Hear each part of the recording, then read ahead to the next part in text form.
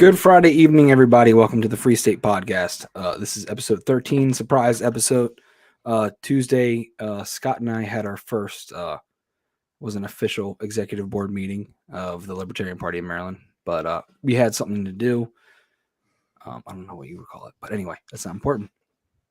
So I just wanted to talk about the newly elected Libertarian Party of Maryland Executive Board just for a hot second. We had a chair change. Went from the former chair, Eric Blitz, and Kyle O'Donnell is the new chair. Alex Schlegel is the new vice chair. Travis Larrell, who ran for state senate in District 31, along myself for state senate, he is our new treasurer. And then David Dahl, who was the former vice chair, is an at-large. Me and Scott are the other at-larges, and Anastasia is the secretary still. So yeah, it's good stuff. I'm looking forward to it. Scott, what do you think about being on the exec board? It's something. Yeah, and I'm just looking forward to it. I think we got a good group of people, and I think we'll work well together, and just advance the party in the state and advance the causes that we all care about. Oh yeah, I'm looking forward to it. I think it's gonna be fun. I think we're all gonna work well together, and things are gonna, keep ticking up. Yeah. All right. So next that we're going to talk about, I had a visit the other day. It was Wednesday. Yep, I had a visit Wednesday from three FBI agents. They came to me talking about some tweets that I put out on a old Twitter account about 2 years ago, and they were just making sure that I wasn't like a ticking time bomb or anything like that.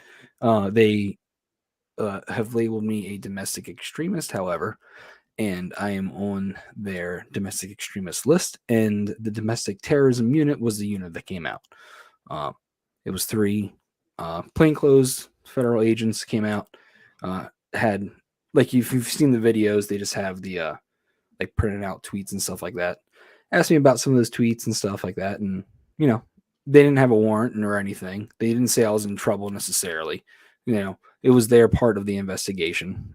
So I am under open investigation, I guess, into me and making sure I'm not going to start like Civil War II or the electric anything. boogaloo. Exactly. Yeah. So I they didn't have a warrant. I didn't let them in the house or anything like that. But I answered their questions. I played ball. I didn't want to seem like a completely off-putting asshole or anything like that. I'm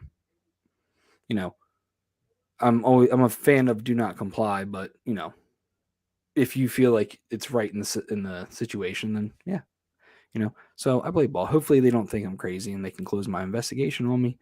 But yeah, it wasn't that fun. I'm actually going on Punk Rock Libertarians soon, either this coming week, or next week, to talk about it, and maybe I'll go in more detail once I get a little bit more information and stuff like that. But yeah, that happened, and it wasn't that fun. At the end of your workday, and you just got home, and then you have three federal agents knocking on your door. It's not that fun.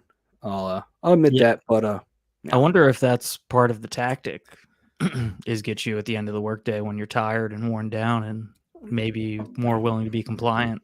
And yeah, it could be. I've been home for like, I don't know, not even 10 minutes, and then I got a knock on the door, and all of it was a nice day, so all of our windows were open and stuff like that. So I actually like heard them like walking up, but wasn't at the front door, obviously. So yeah, it was a surprise, but it was weird. As soon as they knocked on the door, I was like, I know what this is. Like, I don't know why, but I got the crazy feeling. I was like, like a telemarketer, like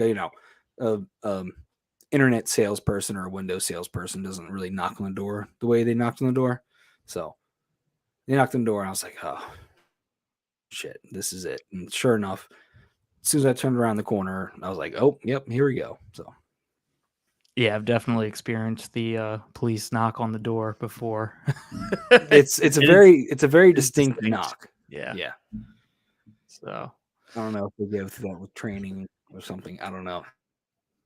I don't It's know. it's it's a knock for sure. They don't like knock hard, but they don't knock soft. It's very strange. It's hard to explain. So yeah, that was my visit. It's a rapping, Don't like in the Edgar Allan Poe. Yeah, it's like a Raven, right? rapping. Yeah. Yep.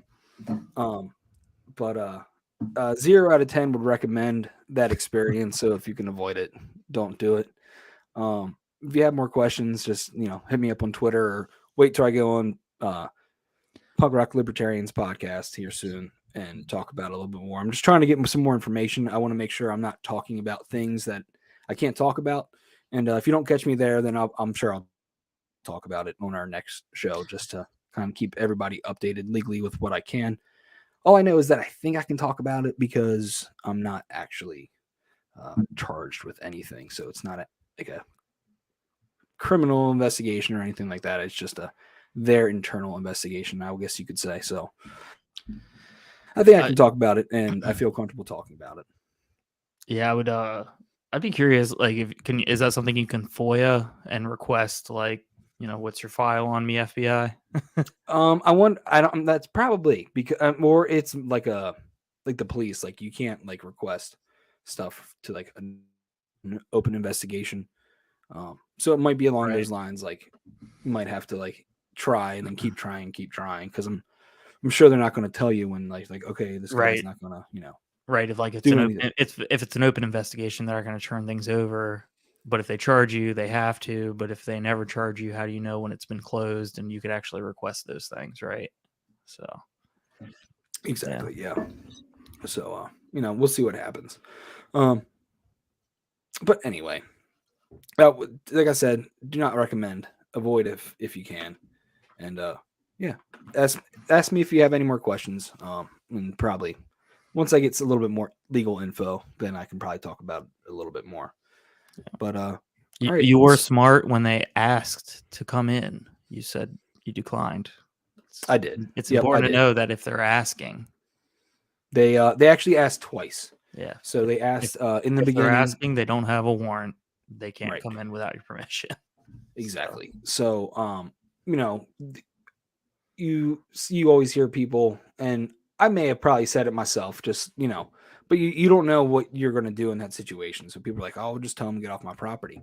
It's like, well, I don't know, maybe hear them out and see what they got to say before you just kick them off. It's not. It's one thing if it's like a like a local cop coming to bitch at you for something petty, but when it's like the FBI, you're like, all right, let me hear these guys out.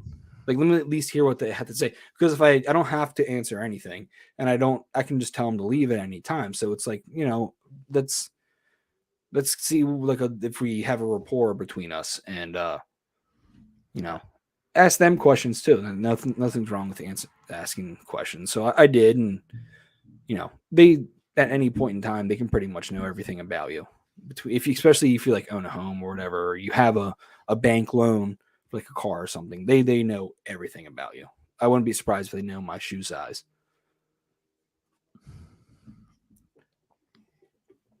But yeah, besides that like crazy privacy violation, that's what it feels like to me. And knowing that it actually happens, not just like thinking about that they do that actually haven't happened to you. It's not that. It's a weird feeling. It's like I feel violated, feel tainted. But well, I'm sure you're always are they gonna come back? Right, exactly. Yeah. And I mean, they can come back. They can come in. There's nothing to find. So I don't want that to happen. I just want to be moving on with it. But it's very interesting to say the least.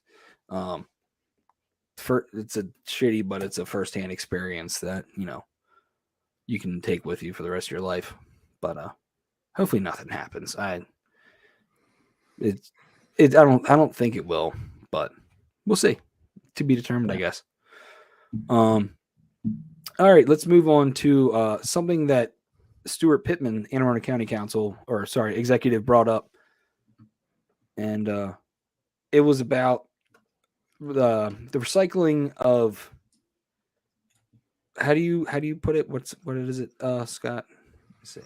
Well, what he tweeted was he was talking about the budget and spending priorities, and specifically he was the thing that like kind of really rubbed me the wrong way about this, and this is what he says. He goes, I believe that we have to invest in children and their families now if they are to become taxpayers later. We have to fund our future. And it just really rubbed me the wrong way, just the way that he kind of just is thinking of people just as basically tax cattle that, they exist to pay money to the government, not that they should be, the primary focus should be on their well-being and thriving. And I don't know. Do you Well, have a tweet? Yeah. Sorry, let me bring it up. My Yeah. son was trying to talk to me. He has impeccable timing. It's okay. Yeah, let me bring up the tweet real quick. So we were talking about it. Neither of us have read it fully. It just came to my attention yesterday, and I just haven't had time to read it. But I thought it was a very interesting bill, just based off of the title. Wait, are we talking about the bill or the Stuart Pittman thing? Sorry, the Stuart Pittman thing. Sorry, I'm Yeah. just thinking about it already. Sorry, I'm getting myself. It's okay. If you can't tell, guys, it's been a long couple days, a little bit stressful. Yeah, relax. It's okay. I know. I gotta relax. I was in half screen. I don't know. Oh, there we go. Okay. Mm-hmm. Stewie Pittman's tweet. Do you want to go ahead and read it for the listeners, people that aren't watching?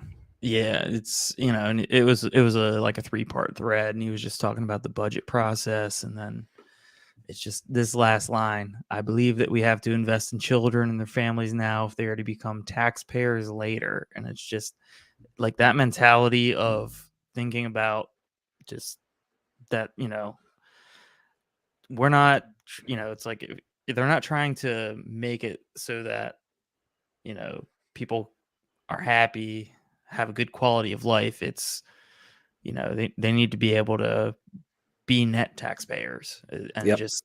it's just that mentality that it's really gross to me, and I couldn't come up with a good response to it because really just kind of rubbed me the wrong way and made me angry, and I try not to tweet angry, although sometimes it works, but sometimes it does work. Sometimes people can really feel the passion in the words that. But more often than not, it just comes off as crazy. So I try not to do it.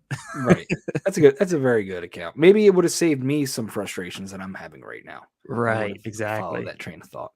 Yeah. But yeah, I agree with you. It's gross, honestly. Like that's what our quote unquote leaders think of us as, just future tax revenue. Right. But we mostly all realize that and know that at this point, 40% of our income essentially goes to taxes. Right.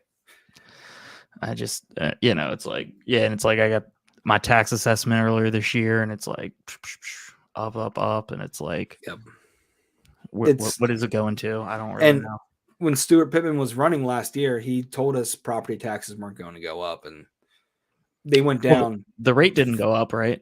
No, the rate didn't go up. Mine actually went down, but he's raised it the past 3 years.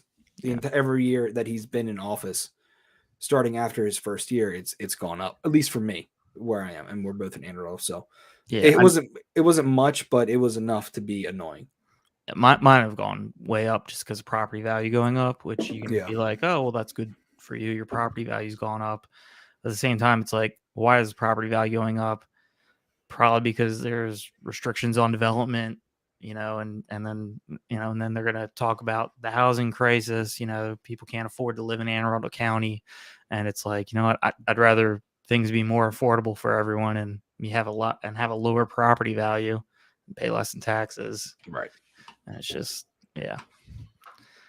Yeah. It's the housing market around here is absolutely insane.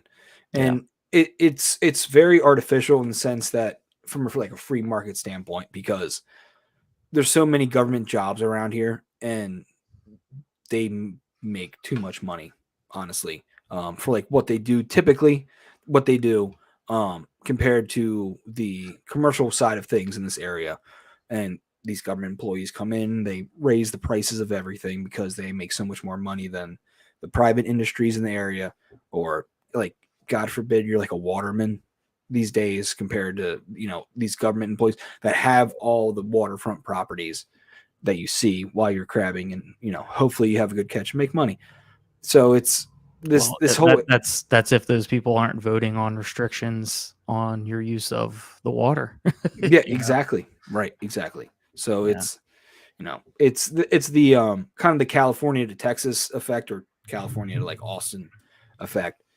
People leave areas from bad policy that they help create, and then say it gets so bad they move to other areas where they make the same bad policies as before. So they're just going to migrate around the country generation after generation, and make everybody but just a socialist or communist, whatever you want to call it, fascist, maybe even mess. It's gentrification. Yeah, it really is gentrification, especially like on a political gentrification. It really is, because they'll go to a decent, not liberal area, and then make it liberal and buy up all the houses, and have more money than the people. The areas where like Waco. Ever since I love the show, but I can't remember the show, but they buy houses and then they Fixer Upper. Yeah, Fixer Upper. Okay. You ever watch that show? I'm familiar with the genre, but never watched. Apparently, because of that show, like the cost of living in Waco has like gone up because they had a popular show, and then people started to move to Waco just so they could like buy those have houses. them like do their house. So, but I mean, that's a kind of a privatization effect. That's not the government forcing it, so it's the same idea though. Whether it's good or bad, I'm not sure, but probably a bunch of liberals moving down there to Waco anyway. But ironic, yeah. So, all right. So, state-wise, the legislative session is over already. I feel like I think I pretty much picked it up. Second episode of the show, it was the start of the legislative session, and now it's over already, and we're 13 episodes in. So that goes to show you how actually short it is, but the amount of bills that they pass in that short amount of time for working up until the last like 2 weeks, they work roughly like a half a work day, and they miraculously pass all these bills within that short amount of time. Yeah. How long is the session? Is it like 90 days? 90 days. Yep. Yeah. 90 days. And I know for state senators, it's a little over $50,000 for 3 months of work. I mean, that's not a bad rate. That really isn't. That would be, it is interesting thinking about it, like how it's like a part-time legislature. It really does limit who can participate, because it's like you basically got to have a job where you're independent, basically like a lawyer, or you own your own business and you can peel away from it. Yeah. It really does squeeze out anyone that might or have if you're a a government full-time job from running, or a government contractor. Yeah, well, we don't want them in government, but well, that's actually, I've said it before. I work for a DoD contractor, and I used to be a government contractor, so so like actually the company I work for encourages like an employee to run for office, like really? Under their company guidelines. If somebody were to run to office, you have to accommodate the person if they were to win office. So if I won state senate, they would have to accommodate me. It could be the most minimal way where it's like, okay, you got to work second shift then, or third shift. Like you have to work. Right. So I could be getting like 3 hours of sleep a night. Or they could let you take like a 3-month sabbatical. Yeah. Or go like part-time or something like that. But they have to at least offer you like some sort of, they can't just be like, okay, well, you're not going to be here for 3 months, so we're going to fire you. Like I mean, it's with a company role, so they could change it at any time, but they kind of encourage you to be, I mean, it's like a super like patriotic kind of feel, but they consider like running for office like along those lines. So they're cool with it. Like, oh, if you want to go join the military, you're former military, you want to go, do something for like our country, or you Yeah, want to and run for office, it's like, okay, go ahead. You have all of our permission. So yeah, it's like I know if you're like a reservist or National Guard, obviously I think that's required by law that they accommodate you. But I guess they view it maybe as like this no different than if you're taking time off to volunteer for something or exactly, yeah. like if you're, it's not a fireable offense. Okay. I mean, you could argue it that it could be in libertarian stance, but by what my company, and I'd imagine other DoD contractors are the same way. I mean, they're all essentially the same company. There's just different CEOs, but they all do the same thing. They want you to get in there and make those connections. That's what it is. Yes. Yep. Exactly. Yeah. And if you do good, they're like, all right, well, because that's what Brian Simonary, he works for the same company that I do, and he's worked there for a very long time, and I'm sure it's worked. He's told me, I talked to him, and he told me that that he can work from home a lot more, so it's easier for him. Mm-hmm. But he would do second shift or like come in, like if session were to end early, he'd come in, kind of stuff like that. So they were willing to work with him, but he's what is he, a software engineer? No, a computer engineer. So like his work is different than mine as like a welder, like technician. Like I can't weld stuff from home. So yeah, he sits at a desk and keeps his chair from floating away is the joke that we would do. Yeah. So I have to be there to actually physically do the work. I have to be at work to do the work. So right. But they have to accommodate you. So but I forgot how we got on that tangent. Welcome to the Free State Podcast Buzz Friday. Yeah, what were we talking about? Houses for some reason. I don't remember. All right. Let's move on. Yeah, gentrification, all that. Anyway, anyway. So SB 22 did we talk about that yet? No, I think the next thing up was the Kipke thing. Oh, the state stuff. Okay. Thanks for keeping me straight. Yeah. Not on my game for sure. After the other day, I'm still like just razzled. All right. So the last day of session, that's how we got into this topic. All right, last day of session was the other day, and my delegate in District 31 freaked out, and mine too. Yeah, yours too. Started yelling at the chair. So let's listen to him yelling first, and then we'll talk about it. So this is the only thing. I have two windows open because I have our show notes on another one. Anyway, it's okay. You can boomer it up. Dude, I'm such a boomer with technology. I'm surprised.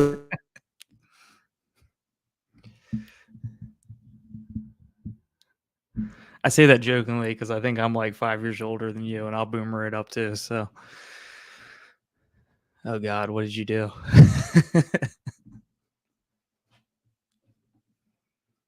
Can't hear you.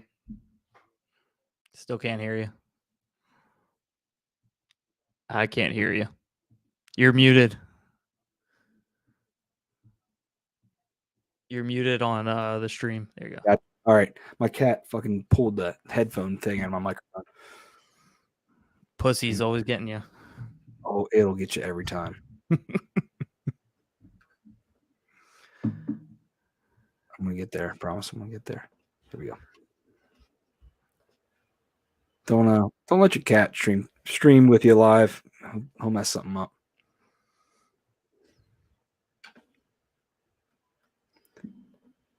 The video. I am not sitting down. It doesn't work that way. The rules do not allow you to operate that way. You have to throw the minority party. No, it does not work that way. I am very fond of you, Madam Speaker, but I challenge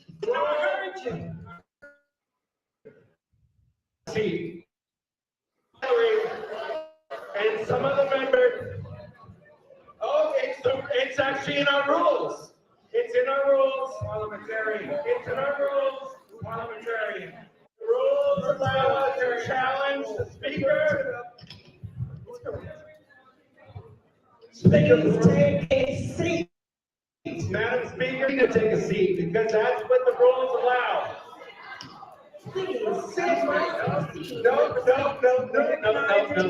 Recognizing the majority leader. Majority leader. Point of order to the former leader. The speaker recognizes people on the floor.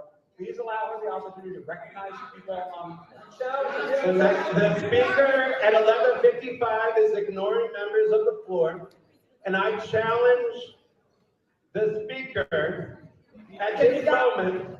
You got all the press here. Yeah, I'm very glad to have the press here because some of your members talked about democracy and how we work together, and that's not what's happening at this hour. So I challenge the speaker at this moment. I am not out of line. Meeting what? Madam Speaker, I challenge your ruling, which brings up the Speaker Pro Tem, who I'm very fond of as well. Point of order. Madam Speaker. Point of order. Yeah, I think after that he kind of just is like kind of a back and forth, but that's his gist of everything. So what it was, you know, but it was what's it called? Sign Die Day, which is I didn't look up what it actually means. Basically, if they don't pass stuff before midnight, the session ends at sign die. It's like they, you know, when you're having a business meeting, it's scheduled to adjourn at a specific time, and it's it's not like when we have our convention and stuff where we can make a motion to extend it. It is hard set in the law that it ends at midnight on that date. So if they don't pass, and that's essentially what he was trying to do. There was a bill put forward to make it illegal for cops to use for the police to use the smell of marijuana as a predicate for a stop, a search, because now we've got legalized marijuana in Maryland, and so that was basically the last bill that they were trying to pass, and he was trying to run out the clock on it. Is essentially what he was trying to do there. Yeah, and I appreciate what he was doing, like actually kind of using that power, even though they kind of didn't let him use it. But I wish he would have had, the backbone to do that with like SB1 or something. Well, they wouldn't let that go till the end like that. So right. I mean, but at least it's you're at least delaying it, and you're letting people during the time that you're delaying that bill. People are you saw it in the video. People walking up to other people, kind of talking about things like, and it was just in the matter of fact of that actual rule that they have where, a member can ask the chair to sit down and a temporary chair takes place for the rest of the discussion. But, what he was trying to do was just delay it past 12 o'clock. And I liked the idea, but I hated the bill that he was doing it on. His thing was the big thing that I heard was it would, prevent traffickers of marijuana to get caught. Like that was his justification. That's like why he made that big fuss, was for some like boomer ass shit. Yeah, most of the people that get stopped for smelling marijuana have small amounts on them, or maybe they're like Costco shoppers and they buy in bulk for personal use because it's more cost effective. Right? You're not always trafficking, right? Just because you have a large amount. So, it's like, dude, it's legal. Just get over it. Weed is legal in Maryland. Get over it, and don't waste resources on it.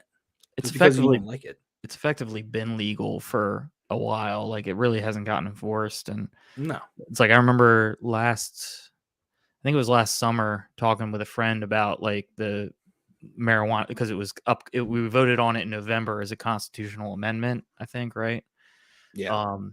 And talking with them about it, and my friend wasn't in favor of it, and he was just like, I just know that if this passes, I'm just gonna smell marijuana everywhere, and I don't like the smell of smoke or marijuana and all that, and I can relate to that. I used to smoke cigarettes, and I don't care for the smell of smoke myself anymore. But like, people can do what they want to do. But the funny part about that was we went out on his deck and we're talking, and we could smell marijuana from one of his neighbors smoking. And I'm like, so wait, so how is, if this bill passes, how is it going to be any different? Right. It's like Exactly. people are already doing it. Like, Yeah. I mean, you go down 495. If you go down 495 with the windows down, you're smelling it the entire Yep. time. yeah, So those aren't skunks. Right. Actually, there is a skunk weed that is at least around Pasadena. I think it's like a water, like close to the water kind of thing, and it smells like weed. It smells like somebody's growing weed somewhere. But besides that, you do smell it everywhere already, and it's. I don't know about you. You used to be a former smoker. I am a smoker, but like weed smoke definitely does not bother me nearly as much as cigarette smoke. Like I'm a smoker and I don't want to sell cigarette smoke. I'm honest. Like I'm the very courteous smoker. I go way far away from everything to go smoke. But yeah, that's just not even smoke as he talking. He's talking about just like buds is what he's talking about. And that's like the stuff that actually smells good in comparison to the smoke. So Yeah, it's fun. It's funny because like I'm a home brewer, so it's like I'm big into craft beer, drinking a craft beer right now. It's like one of the flavor aroma profiles you get from hops that is it's often described as dank, which is like marijuana. Yeah, because I think it's in the same family, isn't it? They're in the same family. Yeah, and Yeah, so and like. I have a beard, and like there's one of the hop growers would sell a beard oil that was hop scented, and I was thinking about this, and I'm like, so if I use that like hop scented beard oil, could I get stopped for smelling like marijuana? Because it does have a little bit of a dank smell to it. Right. They did the training that they do, and they are certified to know when it's a weed smell and not beard oil. But they know better than you. Yeah, at the end of the day, it's just an arbitrary thing for them to just investigate, stop you, Right. catch you on something, It's like the what is it? Radley Balco had the 3 felonies a day thing, where it's like, it's like, Yeah, every person, the average person on a single day does 3 felonies or something like that. Yeah. I mean, and it's Soviet-esque too, where it's like, it's the show me the man, I'll show you the crime thing, right? Like, right. And it's just it's not innocent before proven guilty anymore. It's you're guilty until you prove your own innocence. And so yeah, it's not. So do you think he was drunk though? I do. Back to Kipke. Yeah, I hadn't watched that. And I think he was. Yeah, I mean, I don't know. He could have not been, but I'm also a little buzzed right now. So right, but a buzz person would see another buzz person. Like they could have taken a break. Like I could totally like see this. Like you go to take a break, like because it's the last day of legislation. So you're probably busting your ass all day. It's probably the one day that they actually do work. Are doing it all day too. All day, exactly, because that's what you should be doing. Just do it. But taking a break like towards dinner time and having a couple glasses of wine or a couple beers or maybe a couple mixed drinks. Like I could see that like happening, and the next thing you know, you're like, you know what, fuck this, and then I mean, it's not like he did anything wrong. He didn't. It's just very uncommon. Yeah, I'm not familiar with like whatever parliamentary procedure issue he was raising. I don't know if that was legitimate or not. I'm not. It is. It's legitimate. So okay. like I was saying, like any member I can't remember what the name of it's called, but it's pretty much you don't like the way that the chair is running this, just like this portion of the legislation, right? Like next bill, she's back on, but you say that the chair is not doing like a nonpartisan kind of deal, right? They're not objective. Right. Yeah. Then somebody else steps up. I can't remember I can't remember who the next in line is. I wish I could remember, but I can't. So then that person would come and place his chair for that bill. And then that could keep going down the line essentially.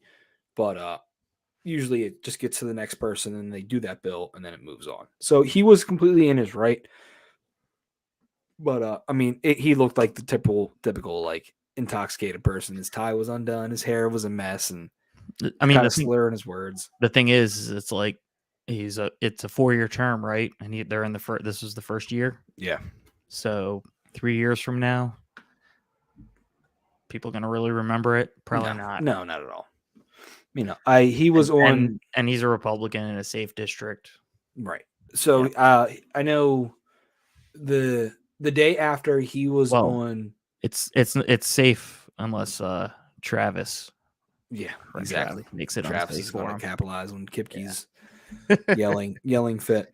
But he was on. He did do a little damage control. I'm pretty sure that's what it was. He was on 2 different WBL shows the day after. He was he on the Tory? He was on with Tori, and he was on with Brian Neiman and C4 in the morning. The following no, it was. I don't think it was the following morning. I think it was the morning, like the following morning after the first morning after it. So it was like 36 hours after it happened, essentially. But yeah, he was on Tory in the evening, and then the next morning he was on Brian and C4, and it was definitely like a damage control kind of thing. You know, he publicly apologized to the chair, and like, dude, why'd you apologize? Like, you were completely in your right. It's politics. You don't have to apologize. But I'm sure the cancel crew was already probably getting to him and everything like that. Yeah. You know, he is the minority leader, I think, or was at least.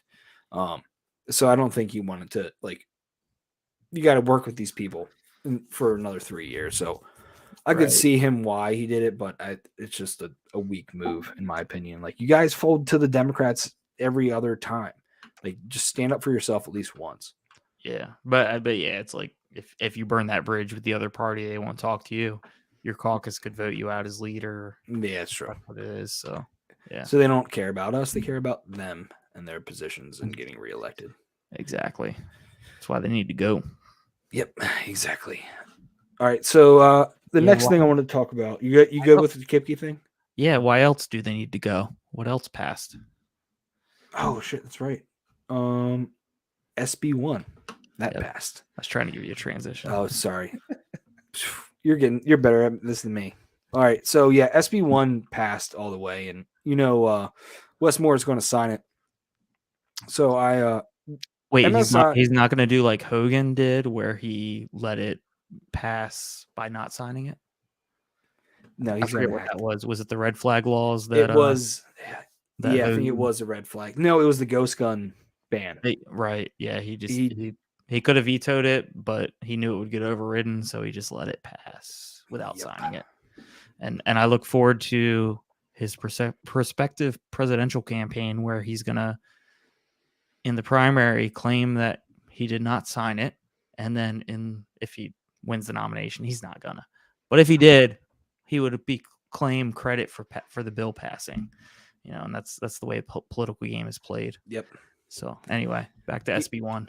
Yeah, he's a purple guy. I mean, he locked down the state, so how Republican is he?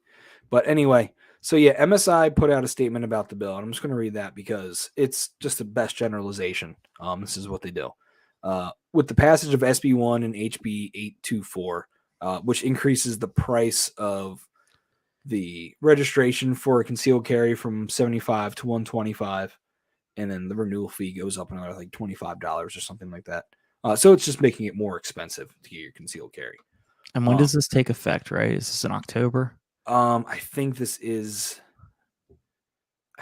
one is October. I know the marijuana one is July 1st. I don't know how. So I should go get my CCW before then, so I could pay the lower fee. Got it. Yes. Yep. Exactly. Everybody scramble and jam up the system again, like when it first got passed with Bruin. So we'll get there. The Maryland General Assembly has chosen to defy the United States Supreme Court in the Constitution by undermining Marylanders' civil right to protect themselves in public. SB1 criminalizes carrying in most buildings by default, while HB 824 makes permits more difficult and costly to obtain while increasing criminal penalties for those who fail to get them. The Supreme Court was clear in its landmark decision in New York State Rifle and Pistol Association versus Bruin that there is a general right to publicly carry for all law-abiding, responsible Americans. Maryland shall issue stands ready to defend the right and will take the appropriate action with litigation should these bills not be vetoed by Governor Westmore, which is saying they're gonna fight it. Which, like I've been saying since the beginning, you have to fight it. It's complete, like I said, it completely violates the Supreme Court ruling in Bruin. Yeah, I got a full disclosure here. I recently became, as in like 2 days ago, a Maryland Shall Issue member in honor of David Hogg's birthday. So fire up Oh, that nice. lawsuit printer, baby. I saw the FBC raised almost $30,000 Right. on that day. Yeah, It's like I did 28 or FBC something. and I did FBC and MSI because Nice. I support the local guys. Hell yeah. Yeah, I'm a member. Apparently, if you become a The lifetime local member, guys and girls, by the way. guys and gals, amen and a woman. Yes. Apparently the lifetime membership, which isn't that expensive, you get like a nice metal membership card. I think it's like $250. Like it's not that much. I was surprised by how little it was.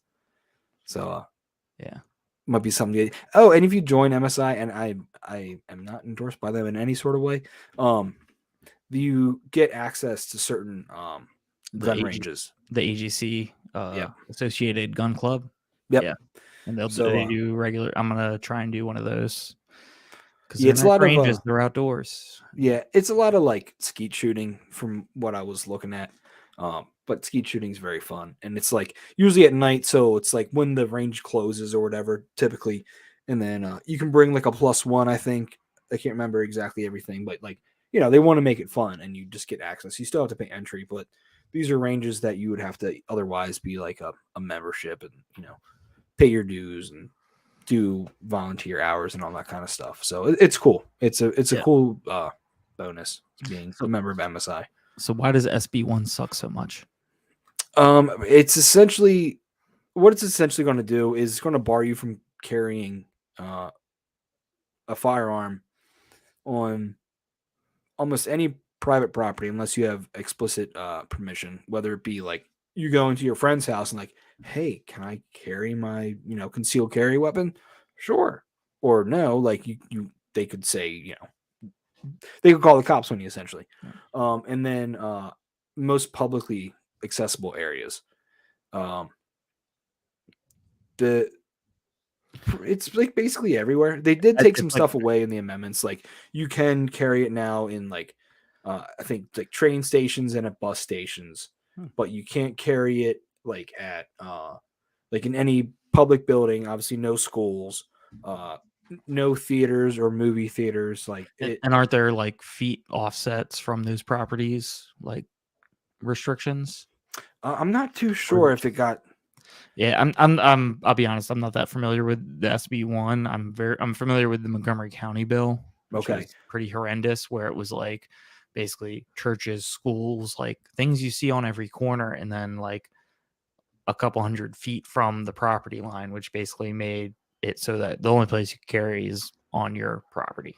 But like I don't know if they toned it down for SB1. I don't think it's that bad.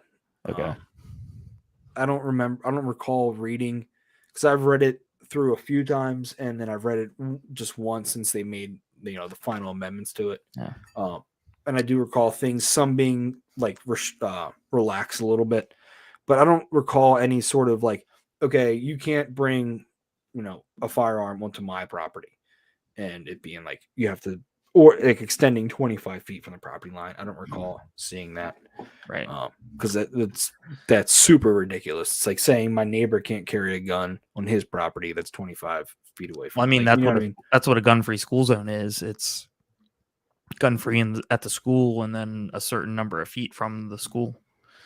So if you were to live next door to a school, then you could.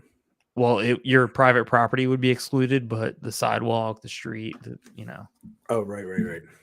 This is all public property, and it's within the exclusion zone. So it might be for public areas. It might be a thing. I can't remember though. I'll have to read it again. You can only read so many bills before your eyes start going cross. Right. I know one of the big like issues people had with this was there were people who, like, before Bruin, there were people that could get concealed carries, and it was basically like people that they were business owners, and they could, they were, open late. They might have to take the till to the bank or something, and they want to be armed and protect themselves. Or, people that were private detectives could easily get concealed carries. Somebody with a protective order could get a concealed carry. And so these new restrictions, and then Bruin came in, and it opened it up to just basically anyone, anyone that applied could get it. And so these new restrictions apply to not just those new people that were able to get concealed carries, but also those people that had them previously. And it's like, that's one of the big, just silly things about this is just these people that had very legitimate reasons for wanting to be armed and strapped. It's like they're getting restricted, whereas Yeah, I mean, you think about I feel for those people. You have somebody that's had a concealed carry for 10 years for right a good reason, and now their renewal useless, right? Or the renewal fees go up, and it's something they added to the renewal. Like, you actually have to like do something. I think you can't just like submit and pay your money for a renewal. Right. So it's it's fun. I was talking about this with my wife earlier. Like, it's so funny how the Democrats always fight for equitable solutions, but they constantly are doing things that are not equitable. Like, they are in favor of a certain group sometimes, but they're not actually equitable to where the people that were already having advantage in the system and then screwing them over to make other things equitable. Like, you know what I mean? Like, this is a good thing. Like, and it's a Republican bill, but it's the same idea where people that had them and then people that can get them easier now, and now everybody's getting punished regardless of whether you've been in it for 10, 15 years or you just got your, carry permit the other day. Yeah.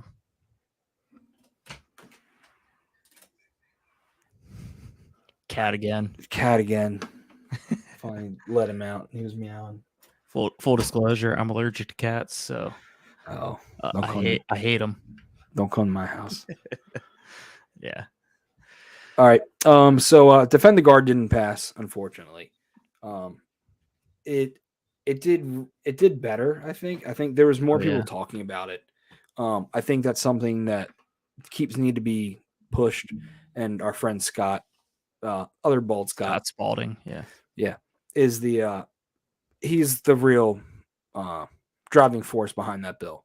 I think this is his second time pushing the issue and getting it introduced into the legislature, and he did a really good job this time. And it sounds like he's learned a lot, especially from this experience, even more so than his first experience.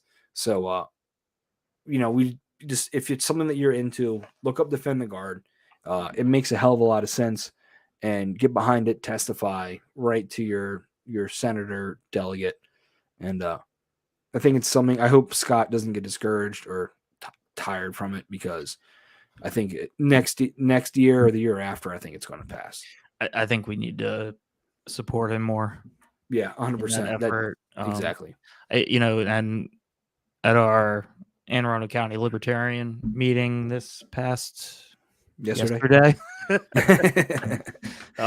We had Allie Rock, who's a really great activist down in Charles County, and she was talking about the Defend the Guard and some of the things that we need to do. And it's like getting it introduced in the Senate. I think that's like so that we have it introduced in both houses. Yep. I think that's really, for the next legislative session, that's something that we should be focused on, trying to get a sponsor in the Senate. Yeah, she was awesome, by the way. Allie Rack, if you she's on Tom Woods. If you haven't listened to her, I'd recommend it. I'm actually we're gonna have her on the podcast here soon. Awesome. So if you weren't at the Anne Arundel County meeting, you get to hear on here soon, because she's just super smart when it comes to activism. Like, she's done it. Yeah, she's done it, and she knows what works. And it's not that she like got lucky or that she did keep trying, but she figured out really quick what works and what doesn't work and completely like exploited those openings, and it worked for her time and time again, honestly, from what it sounded like. So super smart woman, and she was awesome, nice as could be. So yeah, she's when we get her on, Scott, I'm excited for it, just to put her out there again. I mean, she's been on Tom Woods. Come on, I mean, a lot of people have heard of her, but to start, if she were to start being in more podcasts, like Ali Rack, here's a podcast, and then like she's really smart and she knows exactly what she's talking about, and she was an awesome guest. So, Ali Rack, if you look her up on Tom Woods, and you'll be impressed of what she's talking about. And I took a lot from the meeting last night, actually listening to her in person. So yeah. One other thing on Defend the Guard, did it actually pass in Arizona, or did it just like pass one house? Like, do you know the status of that? let me look it up real quick, because I knew they were making really good progress with it there. And it's like the thing with like this bill too is it's like if it can just get through one state pass it. Yeah, one state, and it kind of break the dam. And like because the big impediment is they get threatened with, oh, we're gonna pull money, the army, the whoever, they make threats about pulling funding and stuff. And if one just passes it and that doesn't happen, well, that threat's just completely neutralized, right? Like, so I'm not sure if it passed. It passed the Senate in Arizona, but yeah, that's all. Yeah. One other thing about that bill too is like the politics of it are it's an interesting dynamic, and one of the things that Ali brought up last night was if we had a Republican president, the Democratic legislature in Maryland would probably get behind it and do it. And it's like when you think about Arizona, it's like they have a Democratic governor, they have a Republican legislature, so it's easy to get the Republican legislature behind it. But if they don't have a veto-proof majority, that Democratic governor is like, no, you're not going to take this power from me, and they'll probably just veto it. So it's like it's just really hard, the political dynamic of this, because it's restricting the power of the governor and how they use the National Guard.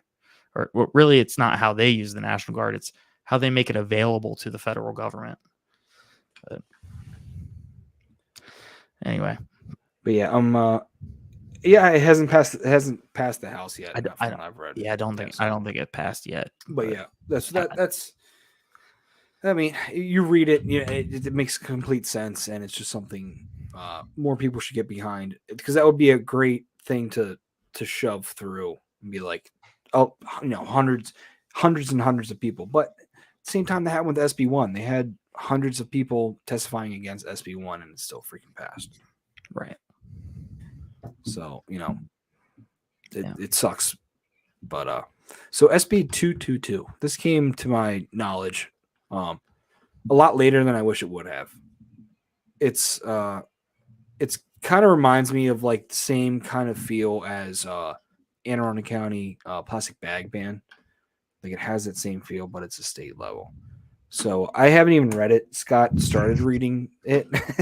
it just came to my attention yesterday. But I wanted to bring it to everybody else's attention, because once a bill passes, it's you can pass it, but you can fight for legislation change in that bill and kind of maybe at least either get rid of it ideally, or at least bring it, kind of scale it down a little bit. Like a bill, once it's passed, that's not it. There's not zero chance of at least making it not worse. But this is going to be law now, as soon as Westmore signs it.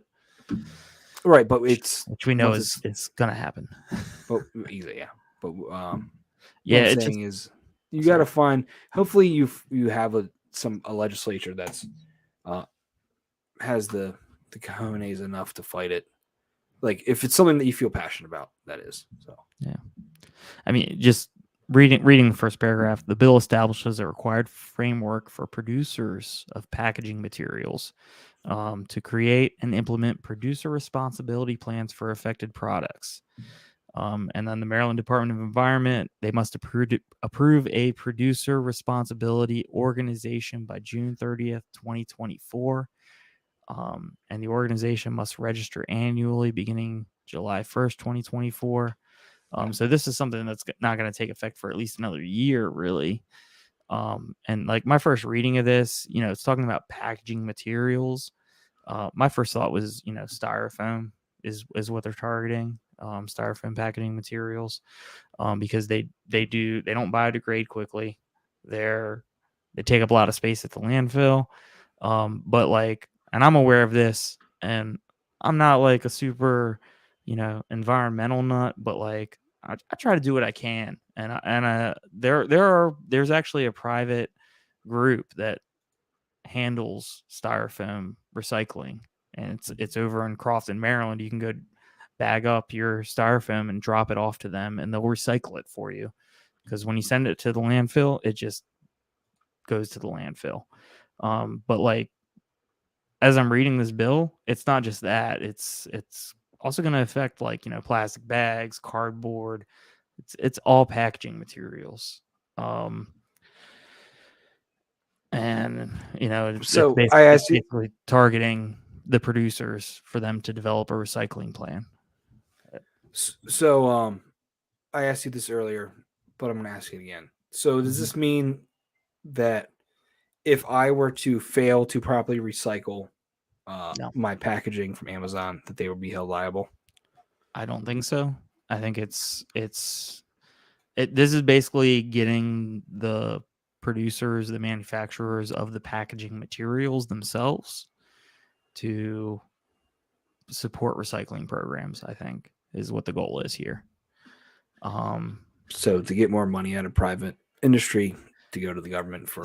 So really the way you would feel the impact is you're going to see changes in the packaging material, maybe, which, depending on, things you might get delivered to your house, if different packing materials are, better for, your thing not breaking when it gets delivered to you, right?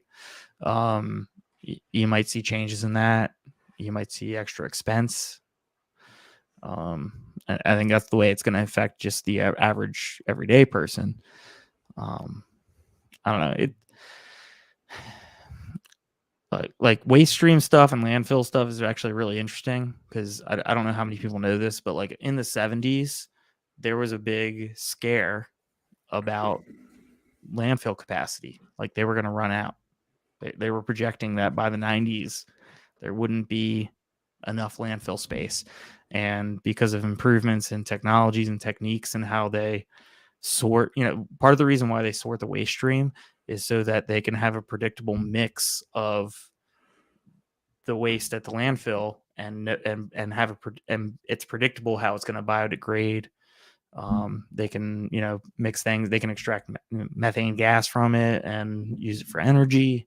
It's just the technology on waste management has come a long way, and it's like it's just one of those things where every time there's one of these environmental scares where in 20 years we're gonna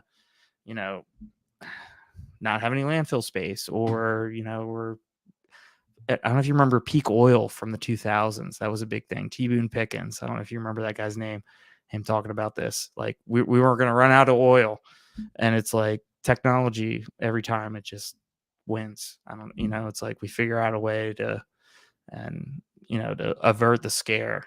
And these things happen over and over again, and it's just every time people like get anxiety and worried about them, it's just like, we'll figure it out. It's going to be okay. I don't know. So you're saying that capitalism breeds innovation? Yeah. It kind of like incentivizes it almost. Yeah. Wow. Who would have thought? Yeah. Who would have thought the market would have solutions? Yeah. Sorry. But yeah, reading through this thing, yeah, it's that's my environmental rant. So we all know your stance now. Yeah.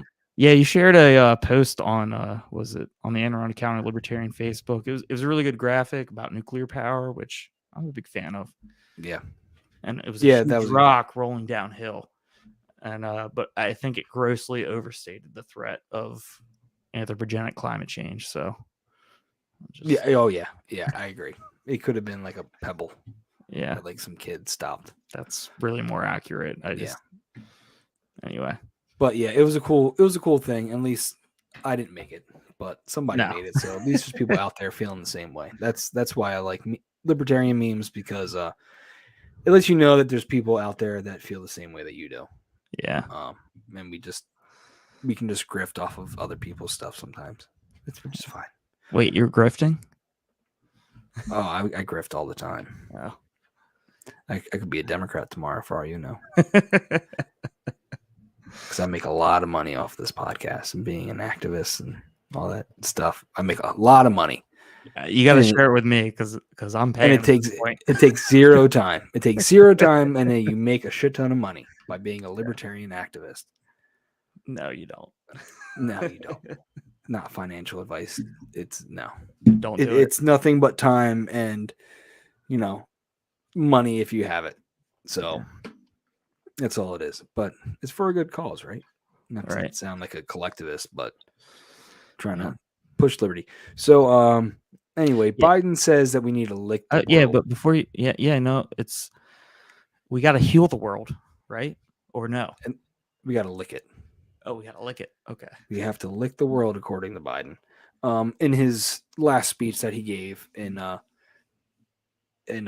Ireland, he said that we need to lick the world, and it was confirmed by the White House. The White House confirmed that's exactly what he said. We have to go out there and lick the world, and he also confirmed he's running for president again in 2024. That's the second time he said it in like a week. So, yep, I think he's running again. Surprisingly. I was driving on 100 in Pasadena, and I saw a car with Democrats for Trump 2024 like written on the back, and they had an MSI sticker, and I was like, Trump.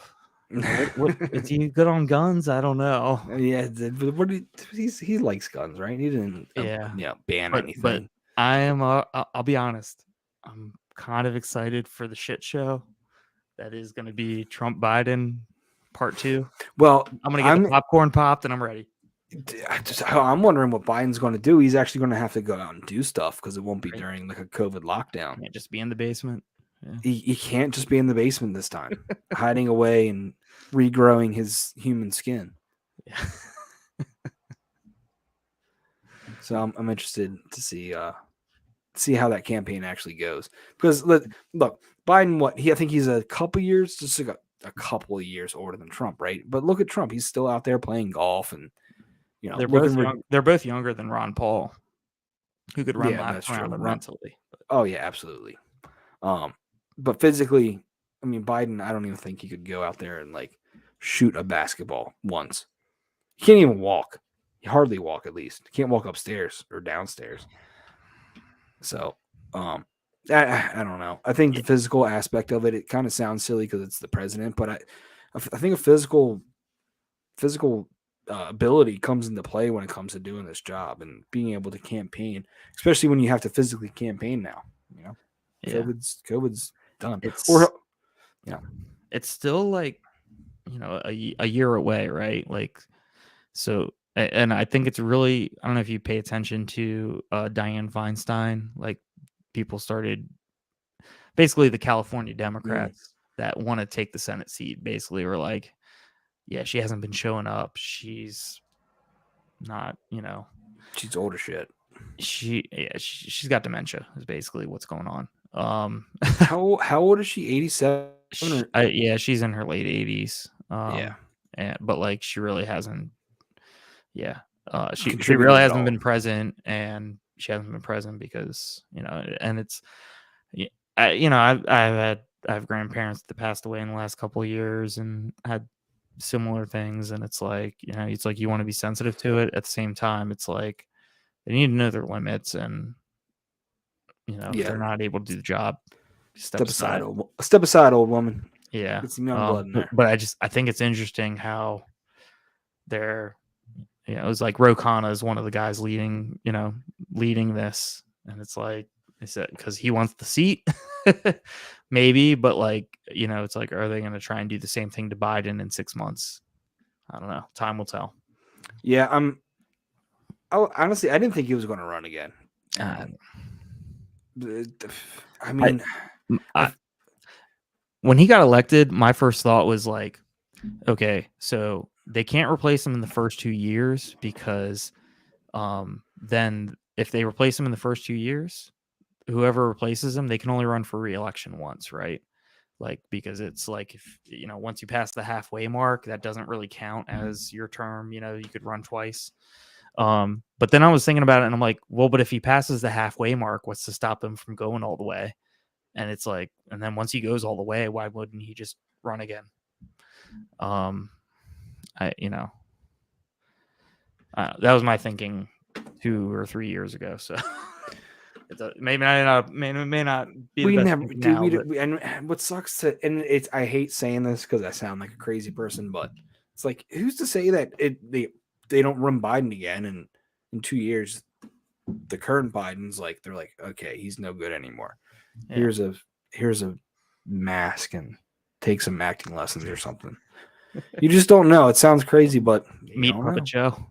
Yeah, we've us conspiracy theorists were right 2 years ago about COVID. So what might happen is they might replace Kamala, run Joe again.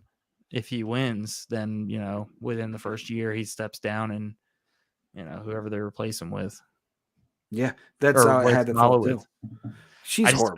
I just can't see them elevating Kamala. I don't know. No, not at all. The cop. Yeah. Anyway, we should start a block. That would be a fun bet to see if Kamala actually runs. Yeah.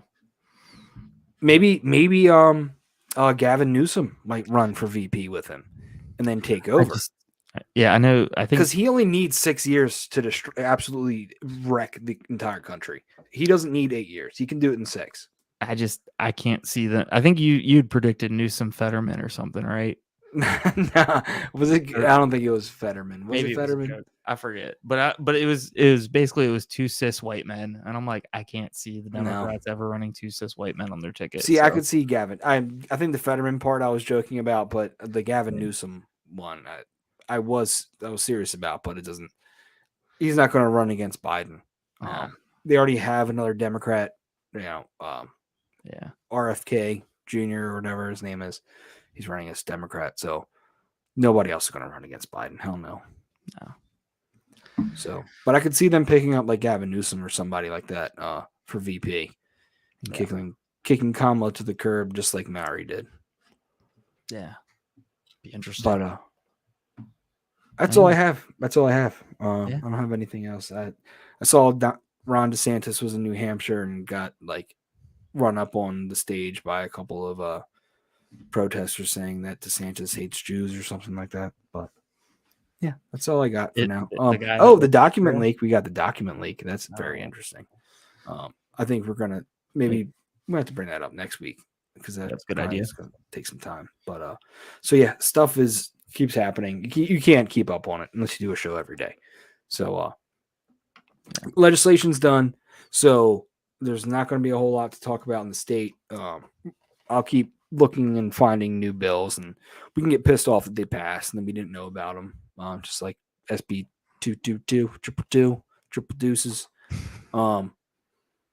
But keep bringing them up to light, and then maybe you can find something that interests you or pisses you off enough. You're like, you know what, fuck this. I'm going to get active, and I'm going to try to find a sponsor to sponsor an idea. I'm going to get a group together. We're going to start calling, emailing, going into meetings and things like that. So that's the plan. That's the whole idea behind the show. So, Scott, you got anything else? Anything you want to shout out? Anything else you wanted to talk about? I think I got it all out. Yeah, this was a good first semi-drunken buzzed Friday Free State podcast. I guess we're probably going to end up doing these like once a month if it works out, right? If we keep doing our exec board meetings on Tuesdays, then we can just do that week's show on Friday, and it'll be a little bit more relaxed and fun. We'll get some guests in here and just hang out with us and stuff like that. But All right, I don't have anything else. That's it for me tonight. And everybody, thank you for watching. Thank you for listening. And we'll see you next time. Thank you very